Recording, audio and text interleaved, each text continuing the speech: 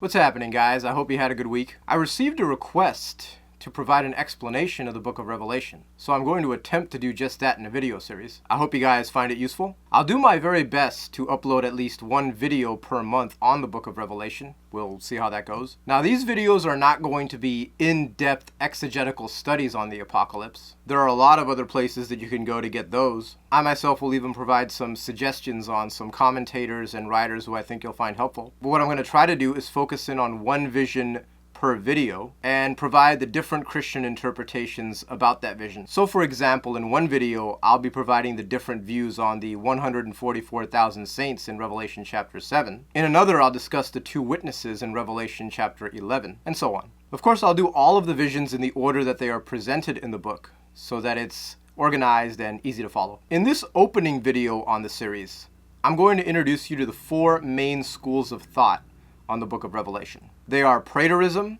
futurism, historicism, and idealism. There's also a fifth view out there called eclecticism, which is sort of an incorporation of all four views. But since it assigns different meanings to each vision and doesn't provide a specific exegesis of each one, I'll be avoiding it. There are also other views like the Roman Catholic interpretation and the historical critical view, which I'll also be staying away from. If you want information on those other perspectives, there are other sources that you can go to get information on them. Also, if you're new to studying the Bible, I'll be introducing you to terms like dispensationalism and eschatology. Hopefully by the end of this video series, you'll be able to incorporate these new concepts into your biblical vocabulary. Alright, let's take a cursory glance at the four main views on the book of Revelation. The first approach is known as the preterist approach. This interpretation holds to the position that the book of Revelation primarily refers to events that occurred prior to the destruction of the Jerusalem temple in AD 70. So for instance, many preterists believe that the Scarlet Woman of Revelation 17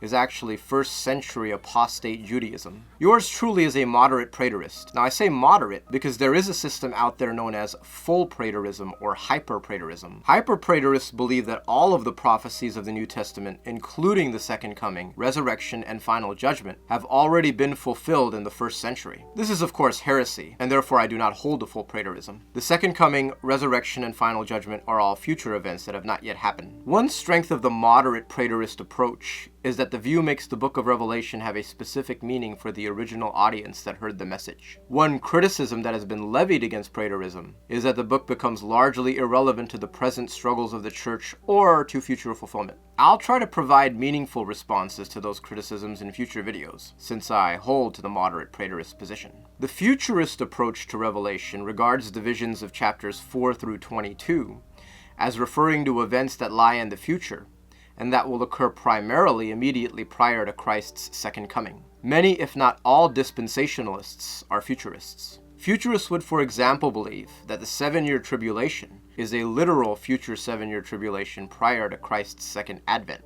The strength of futurism is that it emphasizes the ultimate triumph of Christ. One weakness of futurism is that the majority of the book of Revelation had little direct relevance to the original audience. The historicist approach sees the visions of Revelation being worked out throughout the history of the church. This was the majority view of Protestant Christians prior to the 20th century. An example of a historicist interpretation would be seeing the beast coming out of the earth as the Roman Catholic Church. The strength of historicism is that the book of Revelation is relevant for the original audience and everyone else throughout church history. One weakness of historicism is that it reflects a simple chronological sequence, rather than looking at the same events from different angles of vision.